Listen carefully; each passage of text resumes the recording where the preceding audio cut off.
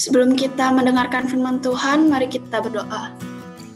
Tuhan Yesus, sekarang kami datang ke hadirat-Mu Tuhan, mengucap syukur atas berkat yang Kau berikan.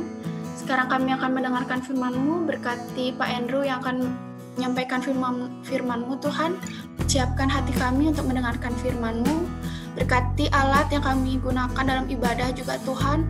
Berikan kelancaran dan juga kami berikan fokus untuk mendengarkan firman-Mu Tuhan. Terjadilah sesuai kehendak-Mu Tuhan. Haleluya. Amin. Oke, shalom semua. Shalom. Gimana kabar ini? Baik-baik? Oke, teman-teman sebelum saya mulai untuk sharing, ya kan, saya pengen share cerita sedikit. Teman-teman tahu kan, di seluruh dunia, dimanapun berada, bahwa orang-orang hebat, orang-orang besar, pemimpin besar di seluruh dunia, itu semua bukan terlahir, tapi semua dibentuk. Setuju ya? Semua dibentuk oleh karena masa-masa sulit yang mereka alami. Jadi sebenarnya masa-masa sulit yang kita alami itu bukan hanya sekedar untuk mempersulit hidup kita. Tapi masa sulit yang kita alami itu saudara punya tujuan, yaitu kita untuk mengupgrade diri. Ya. Maka dari itu saya dapat tema waktu itu kan saya dikasih pilihan melalui Bu Eva, ya. Terima kasih Bu Eva. Saya berdoa dari banyaknya pilihan itu, oke lah, kayaknya satu nih pas nih, karena kondisi pandemi sekarang. Kita di sekolah sulit belajar, sebagai guru juga sulit ngajar, gitu kan. Kondisi ekonomi semua serba sulit. Tapi saya percaya Tuhan punya rencana di balik ini semua. Setuju? Amin. Oke. Saya izin screen sharing. Ya. Oke. Saya ngambil tema itu adalah bentar ya. Oke. Breakthrough the grief, ya kan? Bukan hanya sekedar melewati masa-masa sulit, tapi kita menerobos masa-masa sulit itu. Amin semua? Amin ya? Amin. Ya. Oke, kenapa? Kita sebelum ini saya mau memperkenalkan diri dulu, dari memperkenalkan diri ya kan? Nama saya Andrew Putra Pangalela, biasa cuma panggil Andrew Pangalela aja, masih umur 27 tahun. Latar belakang saya public speaker, ya kan, di bawah training oleh Pak Randy Tunggeleng. Saya sempat juga jadi ketua retret, saya sempat juga jadi ketua persekutuan doa di ISTTS, itu di Surabaya, Institut Sains Terapan dan Teknologi Surabaya. Selama 2 periode, saya sempat juga mengisi beberapa seminar sebagai presenter dan MC. Sekarang saya bekerja di AMI School sebagai Director R&D, Research and Development, gitu kan. Kalau teman bertanya-tanya, gitu kan, saya juga kerja di sekolah, gitu kan. Apa sih gunanya R&D, gitu kan, di sekolah? Ya, intinya kerjaan saya adalah membuat program-program di luar kurikulum untuk memajukan pendidikan, seperti itu, ya. Oke, sebelum saya masuk ke tema ini lebih lanjut, yuk kita samakan mindset, gitu kan, biar kita tidak ada terjadi peperangan mindset nih di antara pikiran kita, ya kan. Mindset yang saya samakan adalah, bicara tentang pencobaan. Yang pertama adalah saya ambil dari Yakobus 1 ayat 13, ya. Saya bacakan. Apabila seorang dicobai, janganlah ia berkata, pencobaan ini datang dari Allah. Oke. Sebab Allah tidak dapat dicobai oleh yang jahat, dan ia sendiri tidak mencobai siapapun. Oke. Yang lanjut yang kedua, saya ambil dari 1 Korintus 10 ayat 13. Pencobaan-pencobaan yang kita alami, itu ialah pencobaan biasa, yang tidak melebihi kekuatan kita sendiri, yaitu manusia. Sebab Allah itu setia, dan karena itu ia tidak akan membiarkan kita dicobai melampaui kekuatan kita. Pada waktu kamu dicobai, Tuhan sendiri akan memberikan kepada kita jalan keluar, sehingga kita dapat menanggungnya. Oke, mindset di sini teman-teman, ini adalah bekal awal saya untuk menghadapi segala rintangan. Ya kan? Saya percaya Tuhan itu tidak mencobai secara langsung. Tuhan mengizinkan pencobaan itu datang. Karena Tuhan itu ya yang menyertai kita gitu loh, ya kan.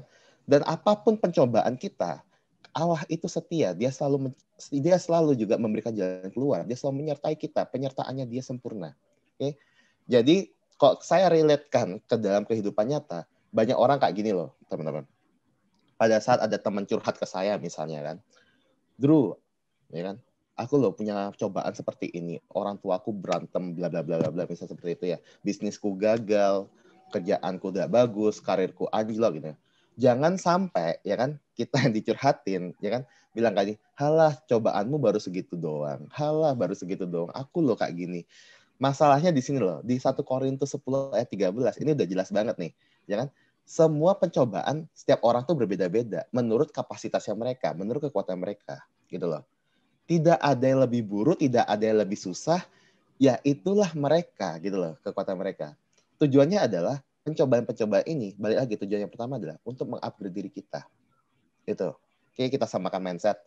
Yang kenapa saya ngambil mindset yang pertama Yakobus 1 ayat 13? Karena gini, pada dasarnya kalau kita sebagai manusia orang ya, yang tidak mengenal Allah, kita nggak kenal yang sama Tuhan gitu ya. Kalau kita mendapatkan cobaan, kita mulai mencari kambing hitam. Banyak loh, ya kan? Oh salah dia nih, gara-gara aku kayak gini salah dia nih, gitu kan? Gue rugi gara-gara ditipu dia nih, gitu kan? Nah, banyak sekali kita menyalahkan orang lain. Tapi kok misalnya kita tidak menyalahkan orang lain, kita pasti menyalahkan hal lain. Saya terlambat karena cuaca hujan, padahal kita yang kesiangan, ya kan? Saya rugi karena wah Dewi Fortuna tidak mendukung gitu, saya kayak gitu. Ya karena kamu yang kurang belajar, sebenarnya seperti itu. Dia mulai menyalahkan hal-hal lain. Tapi sampai pada ujungnya dia tidak bisa menyalahkan siapapun, dia mulai menyalahkan Tuhan. Ya, Tuhan, kenapa harus seperti ini hidupku? Gitu loh. Nah, sebenarnya sederhana, gitu kan? Saya sering bercanda sama teman. Mungkin teman-teman di sini juga sering bercanda ya kan? Masa seperti ini. Going through the grief, why not, gitu kan? Kalau kita bertanya nih kan ke Tuhan ya kan, Tuhan kenapa harus aku alami semua hidup ini? Gitu. Kenapa kayak kesannya cobaanku kok berat banget Tuhan? Ya kok Tuhan jawab ya kenapa enggak gitu loh? Ya kita mau jawab apa gitu kan? Tuhan memberikan kita suatu mengizinkan pencobaan itu datang dalam hidup kita karena Tuhan percaya bahwa kita bisa melaluinya gitu loh. Sekarang saya mau bicara tentang secara umum dulu ya kan, secara umum baru ntar kita masuk ke mengerucut ke Alkitab, oke? Ya, yang pertama adalah ada 3 fase masa sulit ya. Yang pertama ada zona ketakutan, ya. Zona ketakutan ini efeknya. Efeknya adalah yang pertama kita kurang percaya diri, kita bisa punya banyak alasan, kita bisa mudah dipengaruhi karena apa? Karena kita kurang pengetahuan dan pengalaman. Contoh nih, contoh. Kalau teman-teman di sini kan sudah sekolah nih, ya kan? Mendadak nih, kita dikasih tahu, oh besok ada ujian mendadak. Semua kaget pasti kan. Waduh, ujian mendadak nih. Gimana nih? Apa ujiannya? Matematika. Waduh, mateng aku nggak bisa matematika gitu kan. Kenapa gitu kan? Karena kita tidak punya pengetahuan tentang matematika, maka kita nggak pede gitu kan. Terus mulai ada pengaruhnya gitu. Udah, kamu nggak usah belajar, udah kita nyontek aja. Betul. Pada saat orang tidak punya pengetahuan, dia mulai panik, dia mulai tidak percaya diri, itu gampang dipengaruhi. Itu efek. Gitu. Itu wajar sekali, itu wajar banget gitu loh dalam kehidupan kita. Ya. Di zona ketakutan ini kalau kita bicara luar dari sekolah, ya kan? Misalnya nih, bicara kita bangun bisnis. Yuk kita bangun bisnis bareng, yuk kita project bareng. Suatu hari kan teman-teman di sini kan akan menjadi pemimpin-pemimpin bisnis nih, siapa tahu ya. Amin gitu ya. Amin. Yuk kita bangun bisnis bareng gitu kan. Waduh, kita nggak ngerti bisnis gitu kan. Waduh, kita nggak ngerti tentang hukum. Waduh, nggak ngerti pajak. Waduh, nggak ngerti ini, nggak ngerti itu. Akhirnya kita stop. Oh, udahlah, nggak usah bisnis, nggak usah aneh-aneh lah. Ya kan? Fakta menariknya adalah sebenarnya 80% orang gagal di fase ini. Kenapa? Pada saat dia pengen maju, ya kan? Terbentrok sama alasan-alasan yang dia ketemu, terbentrok sama alasan yang dia punya, dan mudah dipengaruhi. Janganlah kamu bisnis, entar kamu rugi. Janganlah kamu bisnis, entar kok kamu rugi, stres, kamu stroke. Entar kamu berefek ke saudara-saudaramu. Mending kamu jangan aneh-aneh gitu kan. Kamu santai-santai aja. Kenyataannya adalah 80% orang tidak berani melangkah. Sebenarnya pada saat kalian di fase ini, pilihan kalian cuma 2. Kalian mau mundur, atau kalian mau masuk ke zona belajar. Zona belajarnya apa? Punya skill baru, menghadapi tantangan dari rintangan. Kenapa? Karena kita mau mencoba dan berusaha. Kuncinya di sana. Ya kan? Contoh, selagi kita muda nih, hidup masih ya ada orang tua, masih bersyukur gitu kan. Ya masih terjamin lah, kita nggak usah mikir besok makan apa gitu kan. Coba aja bisnis dulu. Kalau rugi gimana? Paling enggak kita punya pengalaman, kita belajar skill baru. Oke, nggak usah bicara bisnis. Kita bicara yang lebih umum. siapa yang di sini pernah belajar masak? Semua pasti pernah ya, udah gede ya kan? Pada saat kita tidak pernah masak nasi goreng, pasti kita takut. Gimana motong bawang, gimana nasi gorengnya, takut nggak enak, itu zona ketakutan kita. Ya kan? Karena kita kurang pengetahuan sama pengalaman. Ya. Tapi pada saat kita mau mencoba masak nasi goreng sendiri, ya kan? Bisa jadi walaupun tidak enak, tapi kita sudah belajar skill baru. Kita belajar terus masak nasi goreng, ya kan? Kita udah tanpa sadar kita masuk zona belajar, itu kita sudah menghadapi tantangan dan rintangan. Mau mencoba dan berusaha masak nasi goreng. Lama-lama enak nggak nasi gorengnya? Enak, gitu loh. Ya kan? Tapi sejujurnya 15% orang berhenti di fase ini. Banyak orang mau belajar, tapi orang-orang itu belum tentu punya tujuan dari belajar itu. Itu fase berikutnya. Oke? Nah,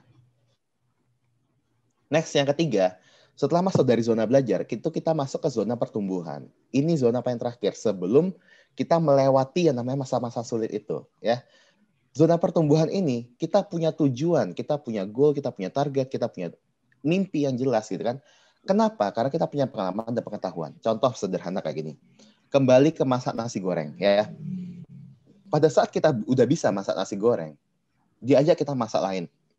Yuk coba Drew masak kari ayam. Karena kita udah punya pengalaman, udah jago motong bawang, udah jago motong sayur, gitu kan, udah jago masak, ngerti ketika kematangan. Kita mau coba hal yang lain, coba masak kari ayam, coba masak gudeg, coba masak yang lain, betutu dan yang lain, ya kan. Tapi kalau kita mau advance di bagian masak, ya kan, yuk kita mimpi menjadi chef profesional. Ikut master chef, misalnya seperti itu, ya kan. Ini bicara tujuan, ya kan, punya tujuan jadi chef profesional dan yang lain. 5% orang mencapai di fase ini, ya kan. Oke, ini adalah fase-fase masa sulit dalam belajar. Dimanapun kita berada, di fase manapun, walaupun kita remaja, di bagian belajar pun sama. Kalau kita nggak bisa matematika, pasti kita takut dulu. Tapi kok kita pelan-pelan belajar matematika, kita mulai dapat skill baru tentang matematika. Oh, ternyata pangkat itu cara ngitungnya seperti ini, itu skill baru. Mulai dah kita berani ngeluarin menghadapi soal-soal yang berpangkat. Oh, ternyata akar tuh seperti ini. Oh, ternyata integral tuh seperti ini. Oh, ternyata trigonometri itu seperti ini. Itu skill baru. Awalnya kita takut ya, kita nggak ngerti matematika. Oke, kita sekarang masuk ke Alkitab. Ada nggak seperti ini? Hampir semua, bahkan semua tokoh Alkitab mengalami fase ini. Percaya sama saya. Saya ngambil satu contoh. Kita bicara tentang Musa. Ya, Bu Eva ya, Musa ya. Musa, awal-awal, pada saat dikasih Tuhan, ya kan, suatu tanggung jawab, Musa kabur, Musa lari, gitu loh. Itu zona ketakutannya Musa. Pada saat dikasih masa-masa sulit, ya kan, Musa kabur, gitu loh. Akhirnya, apa yang dilihat sama Musa? Ada semak kemakan api, tapi nggak kebakar, nggak hangus. Musa datangi semak itu, Tuhan berbicara. Di situ Musa mau belajar. Awalnya Musa takut juga, kayak kita, karena Musa juga manusia, gitu loh. Pada saat dia kenal Tuhan, mulai kenal Tuhan lewat semak yang berapi itu, yang kebakar tapi nggak hangus, dia mendengar suara Tuhan, dia belajar. Belajar apa? Perkenanan Tuhan. Belajar tentang belajar tentang menuruti tentang kehendak Tuhan. Apapun yang Tuhan ngomong tentang hukum tulah, Musa kalkuin. Musa omongin juga ke raja-raja itu. Ya kan? Walaupun tidak dengar, ya kan? Akhirnya masuk ke zona pertumbuhan. Musa punya mimpi. Musa punya tujuannya itu apa? Membawa bangsa Israel ke tanah perjanjian. Setuju gak? Semua tokoh Alkitab itu melewati fase ini. Jadi kok teman-teman melewati fase-fase masa-masa sulit, itu gak usah khawatir. Artinya kita mau dipakai Tuhan lebih lagi. Artinya Tuhan mau pakai kita lebih luar biasa lagi. Yang penting kita sadar, oh kita tuh di fase mana ya, ya kan? Apa yang harus kita lakukan? Intinya jangan takut dulu, ya kan? Oke, kalau kita membawa ini, maksud Tuhan apa sih? Kenapa ada 3 fase seperti ini? Maksud dan tujuan Tuhan kayak gini. Tuhan mengizinkan masa-masa sulit hadir dalam hidup kita, karena Tuhan ingin kita selalu mengandalkan Tuhan. Seperti Musa. Musa tidak bisa menghadapi Bangsa Mesir sendiri, ya kan? Musa perlu Tuhan, gitu loh. Ya kan, mengandalkan Tuhan. Kita harus berakar sama Tuhan. Hidup dalam rencana Tuhan, ya kan? Kalau kita baca dalam kitab Amsal 9 ayat 10, kita baca, itu adalah awal dari hikmat. Permulaan dari hikmat adalah perkenalan akan Tuhan, gitu loh. Kalau kita baca. Jadi kalau kita mau berhikmat, kita mau bertumbuh, kita mau lebih bijaksana lagi, kita harus lebih kenal Tuhan seperti Musa. Pengen nurut dan tunduk dengan Tuhan lewat semak berapi itu, ya kan? Pada saat kita sudah bertumbuh, kita harus berbuah. Itu seperti apa? Menjadi dampak atau berkat untuk banyak orang. Itu efeknya. Oke, setelah kita melewati 3 masa sulit, ya. Nah, satu kisah Alkitab lagi yang menjadi favorit saya, teman-teman pasti tahu. Ya, kita ambil contoh Daud lawan Goliat. Ya, Daud dan Goliat ini kisahnya adalah di 1 Samuel 17. Ya, teman-teman, saya nggak mungkin bacakan satu kitab, tapi teman-teman sudah tahu ceritanya gitu ya tentang Daud lawan Goliat ya. Tapi ada satu hal yang menarik, ya kan? Kebetulan kita di sini anak muda, kita senang berpikir dengan logika. Setuju ya? Saya ajak mikir dengan logika deh, ya kan? Pertama, kita harus tahu sosok Goliat. Goliat itu di masa mudanya, dia sudah berperang. Di masa kecilnya, remajanya, Goliat sudah berperang. Ya kan? Pada saat Goliat berperang, itu sudah jadi panglima satu top tertinggi di bangsa Filistin. Ya kan? Dan Daud itu adalah gembala. Kita logika dong gitu loh. Seorang yang emang dididik dari kecil untuk berperang melawan gembala. Logika kita menang siapa? Itu yang pertama, ya kan? Yang kedua, pada saat Daud berperang sama Goliat, Goliat itu full dari atas kepala sampai kakinya itu memakai baju zirah. Daud dikasih baju zirah dari Saul, dilepas. Dia cuma pakai baju biasa. Yang ketiga, Goliat senjatanya pedang, perisai, tombak, dan lembing. Daud senjatanya cuma tongkat sama ketapel dan batu 5. Pelurunya 5 lagi. Logika aja teman-teman. Yang menang siapa? Aku ngomong 100% menang Goliat. Setuju nggak? Kita akal sehat lah. Kita nggak usah muluk-muluk lah gitu loh. 100% menang Goliat gitu loh. Dari segi latar belakang menang Goliat, dari segi perlengkapan menang Goliat, dari segi skill menang Goliat, satu skill gembala ya kan. Emang Daud membunuh singa dan beruang pakai tangan kosong, tapi Daud tidak pernah berperang lawan manusia yang punya akal. Goliat selalu berperang manusia yang punya akal. Ya kan? Tapi menariknya di sini teman-teman. Kalau Goliat menang lawan Daud, itu biasa. Sangat biasa banget. Tidak akan ada kisah Daud lawan Goliat. Normal gitu loh, ya kan? Tapi pada saat Daud menawan Goliat, Daud tuh mencetak sejarah untuk bangsa Israel, untuk dirinya, untuk keluarganya, untuk sekitarnya dia. Sama seperti kita. Kita sedang menghadapi masa-masa sulit. Kita sedang menghadapi Goliat-Goliat kita dalam hidup kita. Kalau Goliat ini menang gitu kan dalam hidup kita, ya wajar gitu loh. Kalau misalnya contohnya, dalam kondisi kita pandemi kayak gini, kalau kita susah belajar, kita nggak bisa nangkep pelajaran, ya itu wajar gitu loh. Tetapi kalau kita dari kondisi pandemi seperti ini, kita bisa dapat ranking. Kalau sekarang nggak ranking ya, kita bisa memberikan yang terbaik. Kita dapat nilai yang terbaik. Ini luar biasa toh. Di luar itu, contoh sederhana. Berapa banyak dari teman-teman di sini nih, yang kan di SMA ya, yuk kita mencoba untuk cari beasiswa yuk. Beasiswa di dalam negeri nggak apa-apa, mau di ITB, di UI, dimanapun. Ataupun beasiswa di luar negeri, yuk kita coba yuk. Pertanyaannya adalah, kalau kita nggak dapat beasiswa tersebut, wajar nggak? Wajar banget. Wajar banget. Kita siapa gitu loh. Kita bukan siapa-siapa, kita pintar juga ya biasa-biasa aja. Bisa seperti itu. Tapi pada saat kita mencoba untuk ngambil beasiswa, kalau gagal, wajar nggak? Wajar. Tapi kalau berhasil gimana? Kalian mencetak sejarah seperti Daud. Sama seperti anak muda zaman sekarang. Ya kan? kondisi corona, mereka memanfaatkan untuk membangun bisnis. Ya kan? Saya ngobrol ke beberapa anak muda, udah bangun bisnis saja, gitu loh. Kalian tidak punya pengalaman dalam bisnis, kalian tidak punya ilmu dalam bisnis. Kok kalian bisnis dan bangkrut? Wajar. 100% wajar.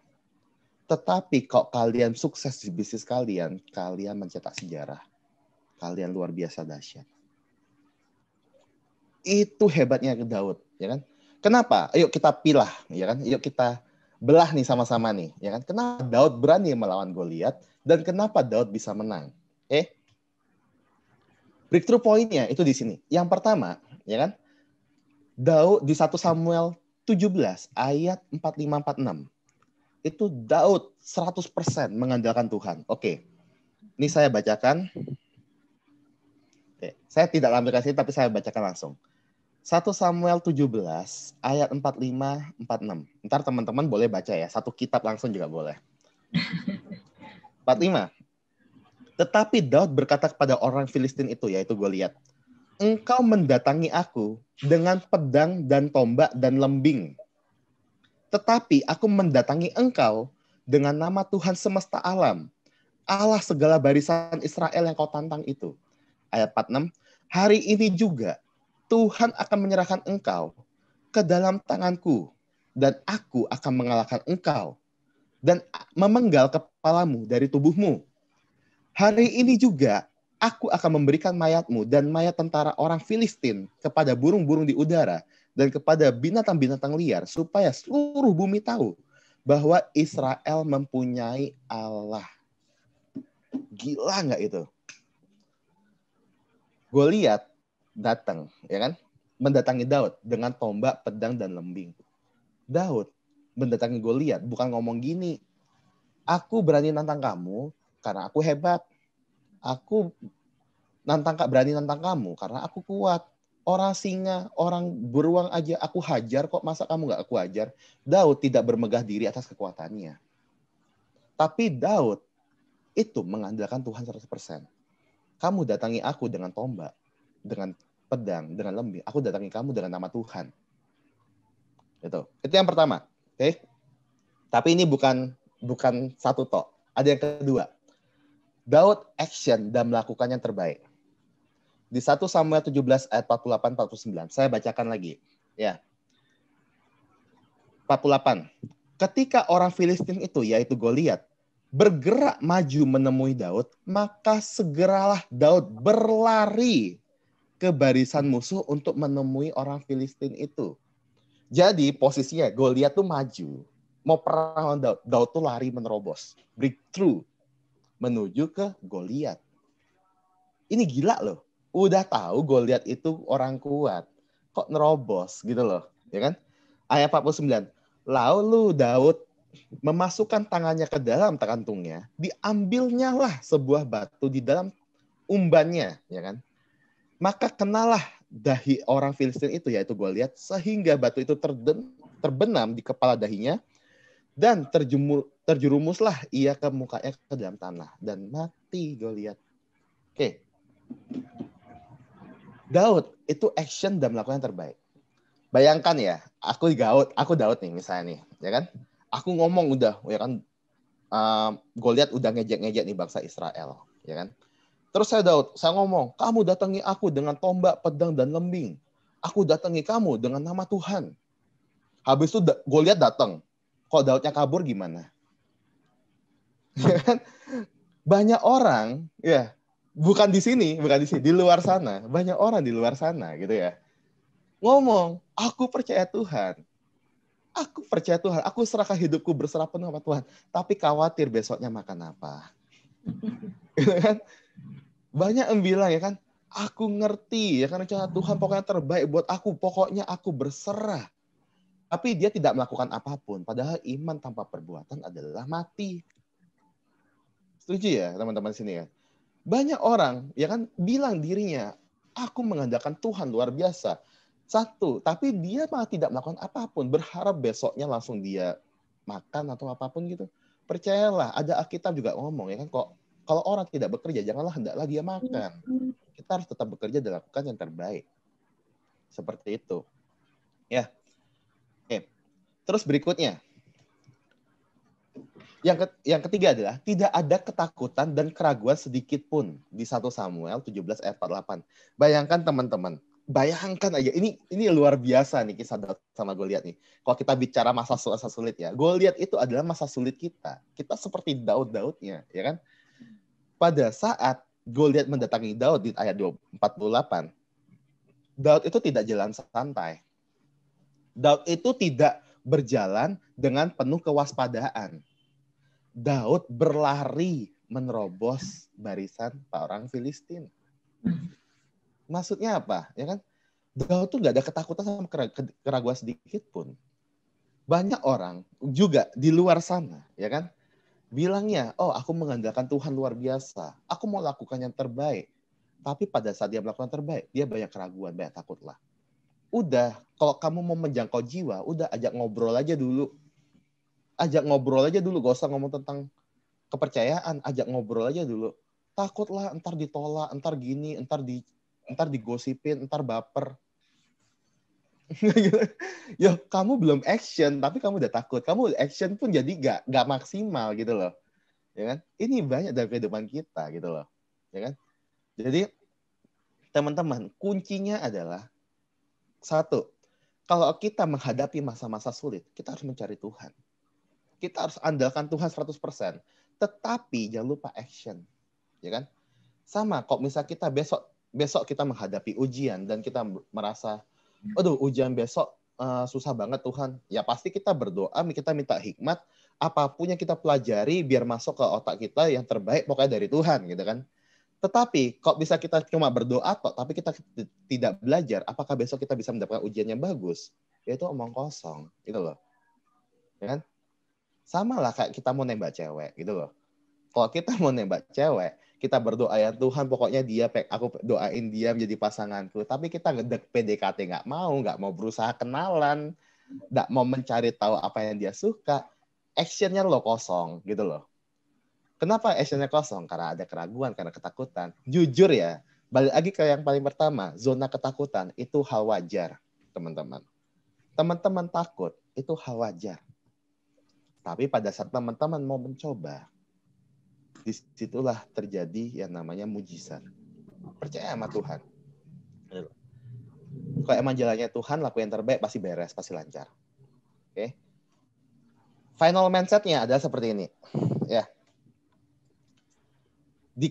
Di kala masa-masa sulit, teman, bangkitlah dan buatlah terobosan dalam hidup kita. Lewati masa-masa sulit dan jadilah history maker. Kita adalah Daud dalam kehidupan kita masing-masing.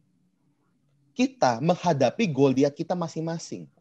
Jangan bandingkan Goliat kita dengan Goliat orang lain. Aduh, Goliatmu lebih mudah, Goliatku lebih susah. Jangan. Kita punya porsi masing-masing. Kita punya ladang kita masing-masing. Kita punya berkat kita masing-masing. Kita harus menjadi history maker dalam kehidupan kita masing-masing juga. Jadilah Daud, buatlah terobosan. Action, percaya sama Tuhan 100%. Action. Kalau kita gagal, kalau kita itu nggak masalah. Jangan takut. Semua orang pernah gagal, semua orang pernah tidak berhasil, ya kan? Semua orang punya rencana pun pernah gagal. Karena kita manusia berencana, tetap Tuhan yang jadi gitu, kehendak Tuhan yang jadi. Tapi yang kita bisa lakukan adalah tetap percaya sama Tuhan, tetap bergantung sama Dia, dan jadilah history maker dalam kehidupan kita. Jadilah Daud, kalahkan Goliat-Goliat itu, dan jadi pemenang. Buat hidup lagi. Oke, mungkin sekian dari sharing saya. Ya Tuhan, kami bersyukur Bapa, kami telah mendengar firman-Mu Tuhan, berkatilah kami Tuhan, telinga kami Tuhan, hati kami Tuhan. Kiranya Bapak firman-Mu Bapak dapat bertumbuh Bapak dan berakar Bapak dalam kehidupan kami Tuhan. Kiranya Bapak jadikan kami Bapak Daud-Daud-Mu Tuhan yang Kau sertai Bapak untuk menghadapi Goliat-Goliat yang kami hadapi saat ini Tuhan. Kami percaya Bapak, apapun masa dalam hidup kami Tuhan, masa-masa sulit, apapun yang kami hadapi Tuhan, Engkau yang sertai kami Bapak. Karena penyertaan-Mu sempurna, Engkau Allah yang setia, dan Engkau juga yang memberikan kami jalan keluar Tuhan. Kiranya Bapak, apapun yang terjadi kehidupan kami Bapak, itu yang membuat kami bertumbuh Bapak, upgrade diri menjadi lebih level up Tuhan. Karena firman-Mu berkata Bapak, kami akan menjadi kepala dan bukan ekor, Tuhan. Amin. Suatu hari nanti Bapak, kami akan bertumbuh dan berbuah Bapak dan menjadi berkat buat banyak orang, Tuhan. Kami serahkan Bapak seluruh Bapak hati, pikiran kami dan kehidupan kami Bapak hanya dalam tangan-Mu saja, Tuhan. Hanya dalam nama Tuhan Yesus, haleluya, amin.